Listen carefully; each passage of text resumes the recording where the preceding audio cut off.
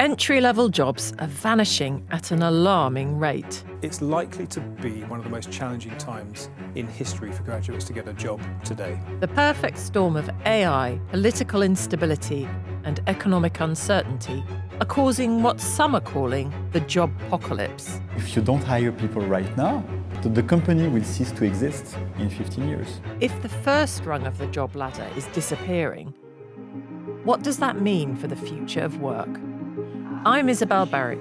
I lead the FT's Working It Round, speaking, presenting and writing about management, leadership and workplaces. In this series, I'll explore some of the most pressing issues around the future of work and talk to senior leaders about how they are making work better. Human beings are wired to resist change. For everyone.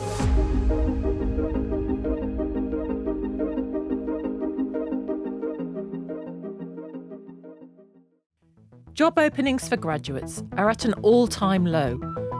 Job listings in both the US and UK are plummeting. And for the first time on record, levels of joblessness amongst graduates is above the overall unemployment rate. When I met with industry experts a year ago, we talked about the big problem facing recruiters, the skills shortage, and the AI arms race changing the way people applied for roles. A lot has changed in this period, and not for the better. The issues with recruitment are still there, but what has changed is the rise in big graduate employers really cutting the number of jobs they're offering. There's some data from Indeed, which is one of the big job platforms, that says that the number of job vacancies for new graduates has dropped about 33%, about a third just over the past year.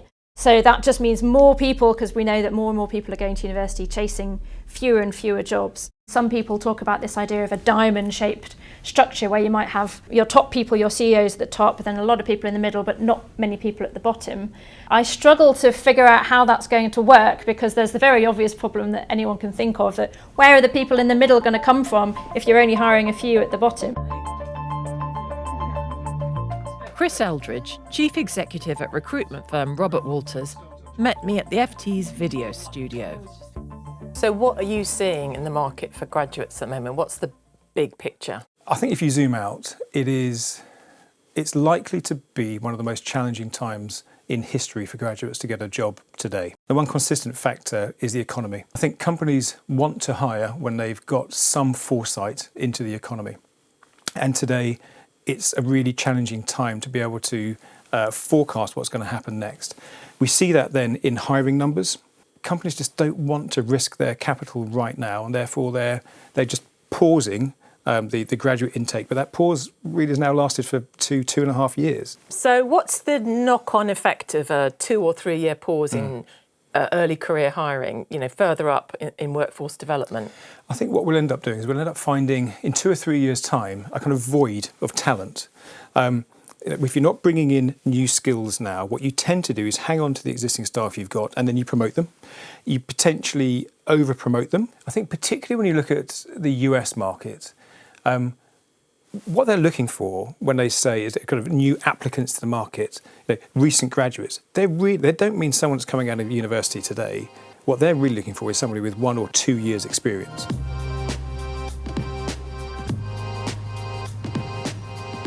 I went to Paris to meet Xiaomi Cléda, co-founder and CEO of AI-powered recruitment platform Welcome to the Jungle, which attracts large numbers of new graduates looking for their first jobs. Just on our platform since 2024, I think you've seen like a very sharp decline on entry-level jobs like posted by companies. And even more specifically, you see that this decline has been like 3 times faster and higher than other positions for more senior people. So basically what does it mean is that companies are really like waiting to see if what is the impact of AI? Does it mean that we don't have to recruit like entry-level positions? And most importantly, what are we going to do with more senior roles? So a lot of people, in fact, are waiting. And because companies are waiting, you see this decline going faster and faster. Do you think that employers realise that they have this kind of if we say social duty, maybe it's more than that, imperative to train people from the start, otherwise they'll have no pipeline? Or are they just focused on the money? I think it's hard for companies to think about like social duty without like putting like their money problems first. But I think they know that it's going to be a big long-term problems. Just look, for instance, at two specific industries, which are like accounting and law firms. Because probably with AI, we can do a lot of stuff, like maybe 80% of what junior lawyers do. But the problem is also, for instance, the average age in this law firm is 55. And so if you don't hire people right now, the company will cease to exist in 15 years. I don't think AI will replace everything, and anyway, we don't know. And so the problem is that we don't know who is making a mistake. The graduate jobs crisis is much more nuanced than just being down to AI. But there are companies that have gone all in on artificial intelligence and have cut jobs. And the results have been varied. We're in the very early days of figuring out how robust this technology is in the real world of the workplace and outside of a few specialised things. And so I think it's quite possible that we'll see some companies getting carried away and laying off swathes of their staff and saying they'll replace them with AI agents, and then discovering that it's actually much more difficult than they realised to make this work in a way that's reliable, accurate, cyber secure. And so you might see some wrong turns and missteps along the way. The legal profession is a sector that's likely to be radically reshaped by AI, certainly in terms of cutting the work typically done by graduate recruits. I met with Julian Taylor, senior partner of international law firm Simmons & Simmons, who have fully committed to an AI future. So looking ahead, what kind of role will this kind of AI tool play in future? We're just at the very beginning in the legal profession. I think it's going to do a huge amount of some of the more commoditized work that takes place at the moment, the more data-orientated, the analytical work, administrative, vast amount of that will be done by AI. I've got no doubt about that. 3-5 years from now, I think things will look quite different. Will it change the career structure of a lawyer? Will it change the org chart? Yeah, I mean, some organisations have been coming out and saying, well, they're going to hire fewer, particularly graduate lawyers. I think that's just really dangerous. I think if you start cutting your numbers, you need to think about what's your pipeline like for the future. And if we get too narrow at the entry point, I think that will create problems further down the line. It's much easier to take your talent from your own trainees. We'll need to think differently about how we train our people. But I think it's really important to retain that pipeline. So we've talked about the structure of how a junior lawyer would work at the moment. There's a lot of repetition and what probably in the past would be called drudge work. If that's going, or there's much less of it, what happens next for them in the new era?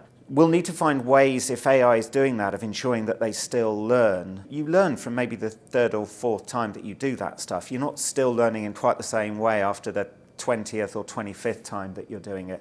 I think there's a real opportunity to move our trainees, who are highly smart, highly skilled, kind of further up the value chain in terms of the work that they're doing. I think a lot of the time in big law firms, more junior lawyers and trainees are protected for quite a long time from that higher value work.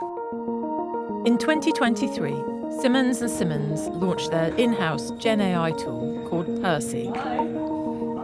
It's a retrieval augmented generation engine, and it's a way to process documents with a particular technique in the background to make them more accessible. The tool assists their employees to crunch through masses of documents and make sure they cover all the important points in their decision making. So we've asked it to help us draft some interview questions or potential questions that we might want to kind of get more information about the complaints he's raised. Here you can see that Percy has kind of spat out some questions by theme. Do you think you've lost anything by not having to read through reams and reams of documents in the same way? No, I don't think so. I mean, I'm still reading all the documents. I'll have read every single line of all the interview notes before I've produced any outcome, because again, you're never going to rely 100% on what Percy tells you.